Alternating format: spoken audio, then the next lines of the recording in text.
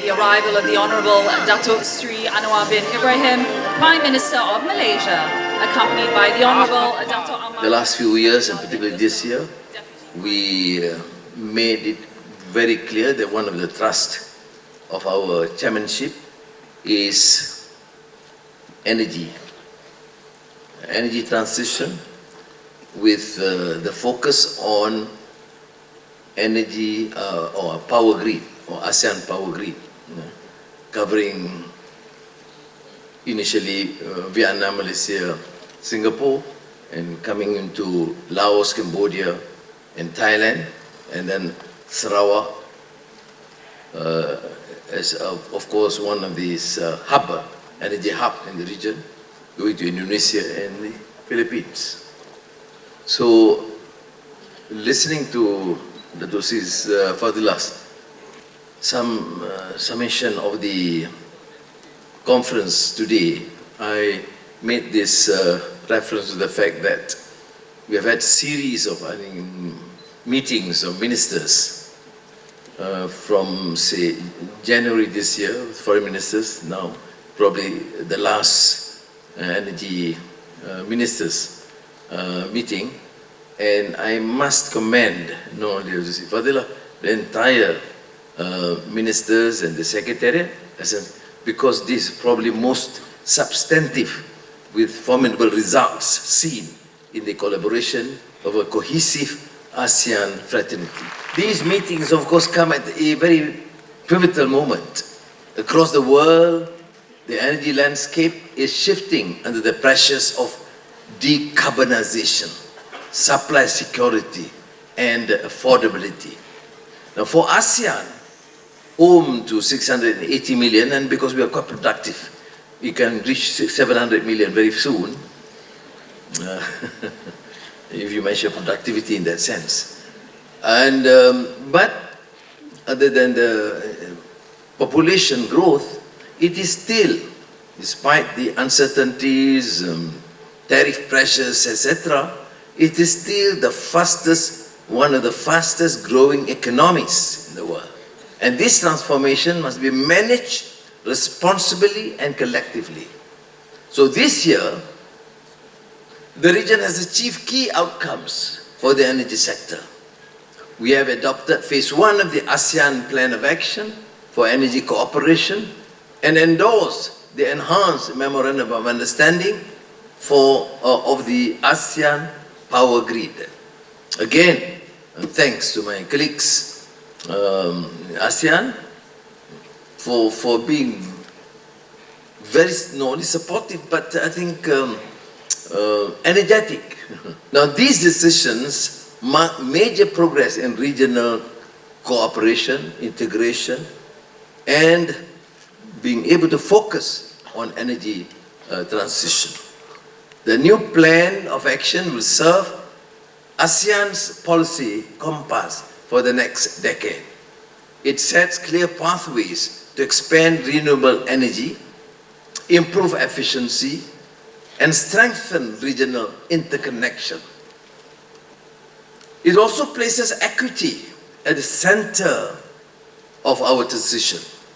This ensures that all member states advance at their own pace towards a low-carbon, sustainable, and integrated energy future. And this is, again, to my mind, an exceptional feat within the ASEAN fraternity. Now, ladies and gentlemen, a central pillar of that vision, I should say, the crown jewels, if I may, is the ASEAN Power Grid, the APG.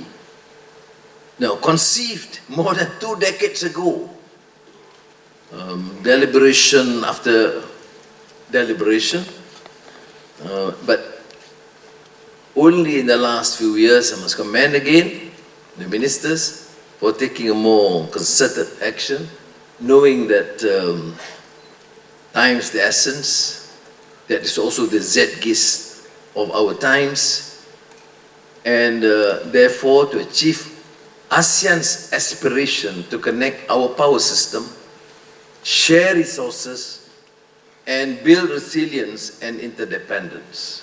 This will enable us to harness renewable energy potential, reduce our reliance on fossil fuels, and deliver reliable, affordable electricity and energy across borders.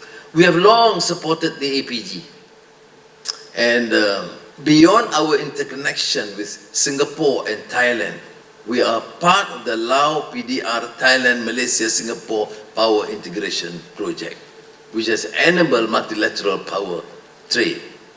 So together we have an opportunity to embark on this phase of Brunei, Indonesia, Malaysia, Philippines framework, and will make ASEAN a truly integrated entity grid.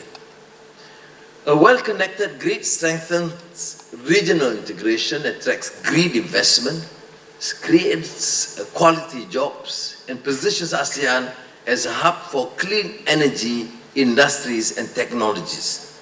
So we need to redouble our efforts, accelerate the process, interconnection projects, align regulatory frameworks, and deepen public-private collaboration. So the ASEAN Energy Business Forum provides the ideal platform for these partnerships to turn plans into power lines and vision into reality. The APG is the backbone of regional cooperation that links sustainability, security, and affordability in real terms. Malaysia remains fully committed to this shared agenda. With unity of purpose, we can balance the energy trilemma and power ASEAN's growth for decades to come. But Excellencies, friends, you know that ambition must be matched with resources. The APG requires sustained investment and innovative financing. So again, we must commend your efforts and your ability to attract the interest of major institutions and the participation of the private sector to ensure the success of the power grid financing.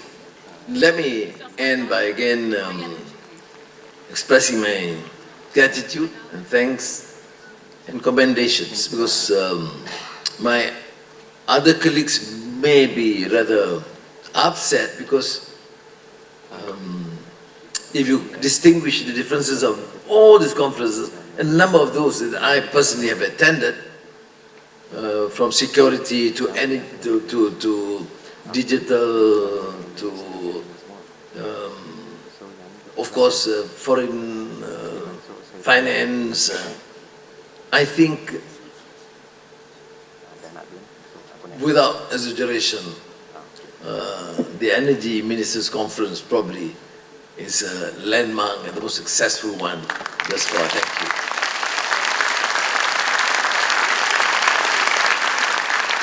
But real cooperation is still being written. So the challenge for you to return and come back next year to Manila and ensure that what we have decided can be effected soon as possible.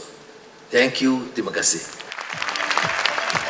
And finally, our fourth and final pose, a formal pose.